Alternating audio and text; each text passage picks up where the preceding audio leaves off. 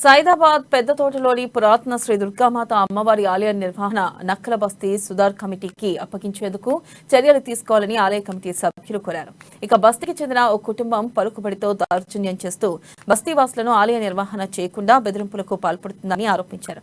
తమ వర్గానికి చెందిన అమ్మవారి ఆలయాన్ని ఒకే కుటుంబం ఆధీనంలో ఉంచుకోవడం ఎంతవరకు సమంజసమని ప్రశ్నించారు. ఇక ఈ విషయమై సైదాబాద్ పోలీసులకు ఫిర్యాదు చేసినా పట్టించుకోవడం లేదని ఆగ్రహం వ్యక్తం చేశారు. వీళ్ళు 1995లో ఈ గుడిని గత ఎన్నో సంవత్సరాలు ఈ గుడిని మంచి మంచి భావతలు చూసుకొని దాన్ని మెయింటైన్ చేసేవాళ్ళు. ఆ తర్వాత సమాజం నుంచి ఒక వ్యక్తిని వాచ్మెన్గా పెట్టి చూడమని చెప్పేసరికి కొన్ని సంవత్సరాల తర్వాత ఇల్లీగల్గా ఆయన ఓన్గా రిజిస్ట్రేషన్ చేసుకొని ఈ గుడి నాది అని చెప్తాడు.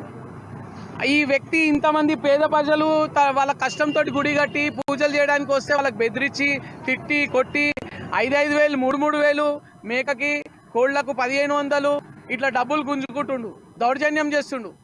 ఒక మనిషికి రెస్పెక్ట్ అనేది ఇయ్యడు వ్యక్తి. తల్లి తండ్రి కొడుకు తల్లి భార్య కూతురు కోడల్ని కమిటీ చేసుకుండు.